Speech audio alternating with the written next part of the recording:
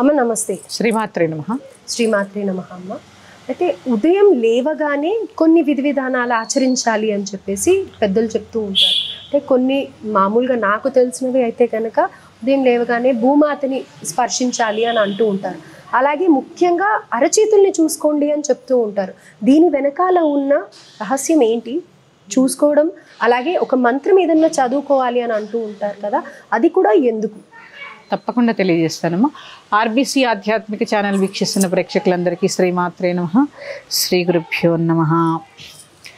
ఉదయం నిద్ర లేవగానే చేతులు ఎందుకు చూసుకోవాలి? అసలు ఏం చేయాలి?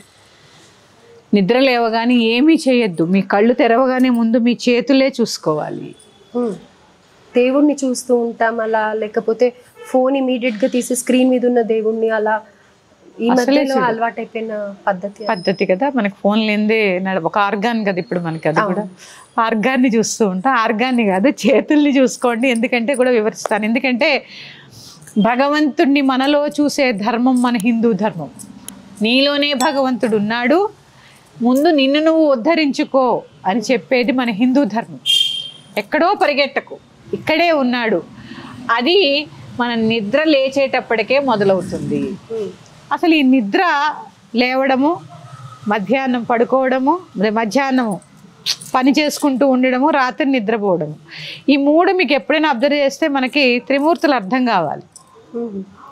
ఎందుకంటే చూడమ్మా, రాత్రి నిద్రపోయినప్పుడు, మధ్యాహ్నం తిరిగేటప్పుడు, ఉదయం లేచేటప్పుడు కింద నుంచి మొదలు పెడదాం. రాత్రి నిద్రపోయాం మనకి అసలు మనం ప్రాణంతో ఉన్నామన్న సంగతి కూడా మనకి తెలుసా?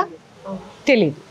ఇక మధ్యాహ్నము అక్కడికి ఇక్కడికి అలా పరిగెడుతూనే ఉంటాం. అంటే మనం ఒక స్థితిలో ఉన్నాము అని మనం గమనించాం. ఏ స్థితిలో ఉన్నాం? చరిస్తూ ఉంటాం, ఏదో ఒక పని చేస్తూ ఉంటాం, ఇలాంటి అవస్థలో ఉంటాం. ఉదయం నిద్ర లేస్తాము అంటే ఆ రాత్రి ఉన్నామో లేమో అన్న స్థితి నుంచి నిద్రలేస్తాం. మనకి కూడా తెలియదు మనం ఉన్నామో లేదని. మరుసటి రోజు నిద్ర లేచే వరకు కూడా మనం ఉన్నామో లేదో మనకి తెలియని స్థితిలో ఉంటాము. ఉదయం నిద్ర లేవడమే సృష్టి. ఇదే బ్రహ్మ యొక్క పని. అదే బ్రహ్మతత్వం. సృష్టించడమే కదా ఆయన పని. ఇదే బ్రహ్మ. లేచాం నిద్ర. మధ్యాహ్నం స్థితికారకుడు విష్ణువు. ఏదో ఒక పని చేస్తూనే ఉంటాం బతకడానికి, మన ఉనికిని చెప్పడానికి. ఇదే విష్ణుతత్వం. ఇక రాత్రి నిద్రపోతాము, బతికున్నామో లేదో కూడా జాగ్రత్త స్వప్న సుషుప్త అవస్థల్లో వెళ్ళిపోతాం. సుషుప్త అవస్థలో మనకి తెలియదు, ఏం జరిగినా తెలియదు. ఇదే ఏమవుతుంది? లయం అయిపోతాము. అదే శివతత్వం, రుద్రతత్వం. చూసారా, ఇక్కడ ఎక్కడున్నారు? బ్రహ్మ విష్ణు మహేశ్వరులు ఎక్కడో వెతుకుతాం. ఇక్కడే ఉన్నారు అని చెప్పేదే మన ధర్మం. పుట్టడము, పెరగడము, అలాగే లయం కావడము, ఇవన్నీ కూడా త్రిమూర్తుల యొక్క గుణాలు. ఇక అలాగే తీసుకుంటే మనము చేతులు చూసుకుని ఎందుకు లేవాలి?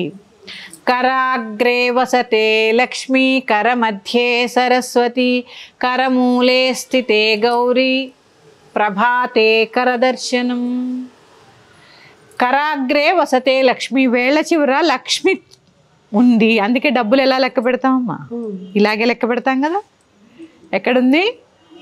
ఇక్కడ ఉంది, వేళ్లతో ఉంది. కర మధ్యే సరస్వతి. ఎలా రాస్తాం?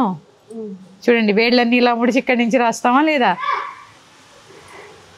కరమూలే స్థితే గౌరీ. శక్తి ఎక్కడుంది? పిడికిలి. ఎక్కడుంది? ఇక్కడ ఉంది. అంటే భగవంతుడు ఎక్కడున్నాడు? నీలోనే ఉన్నాడు అని చెప్పడంతో నువ్వు ఇది కనుక్కోవాలి. భగవంతుడు నీలోనే ఉన్నాడు, ఎక్కడ లేడు అని వెతుక్కోవడానికి చెప్పే మొదటి శ్లోకము నీ చేతులు. నువ్వు ఎదగడానికి ఉపయోగపడేవి నీ చేతులు. నీ చేతులు నీకు చాలా అవసరం. ఫోన్ చేయడానికి, పని చేయడానికి, రాయడానికి, దేనికైనా నువ్వు ఎదగడానికి అవసరమైనది ఏది? నీ జీవితంలో నీకు బాగా ఉపయోగపడేదేవి? నీ చేతులు. చాలామంది చూడు, నా చేతుల మీద నేను ఎవరితో రాలే, నా స్వయం కృషి నా చేతుల మీద పైకి వచ్చానంటూ ఉంటారు. అంటే చేతులు ఎంత ఎంత గొప్ప స్థానాన్ని ఉన్నాయి మన జీవితంలో. అలాంటి చేతులలో లక్ష్మి, సరస్వతి, శక్తి, ఈ మూడు నీ చేతిలోనే ఉన్నాయి. ఈ మూడు కలిస్తేనే నువ్వు అని తెలియచెప్పేదే ఈ శ్లోకము. అందుకే పొద్దున్నే చక్కగా లేవండి, ఇలా ఇలా ఇలా చేతులు రబ్ చేసుకుంటే కొంత వేడి పుడుతుంది శరీరంలో. మీ కళ్ళు ఓపెన్ చేయండి, చూడండి. కరాగ్రే వసతే లక్ష్మీ, కర మధ్యే సరస్వతి, కరమూలే స్థితే గౌరీ, ప్రభాతే కరదర్శనం. మళ్ళీ ఇలా రబ్ చేసుకోండి. మీ మొహానికి 3 సార్లు ఈ చేతులు ఇలా రబ్ చేసుకుని తర్వాత లేచి తల్లిదండ్రులు ఉంటే నమస్కారం చేసుకోండి, పతి కాళ్ళకి నమస్కారం చేసుకోండి. పతి నాయకుడు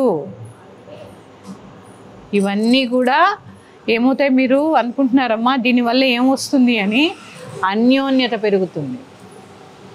ఎందుకంటే ఇది మళ్ళీ చెప్పుకుందాం ఎందుకు చేసుకోవాలో.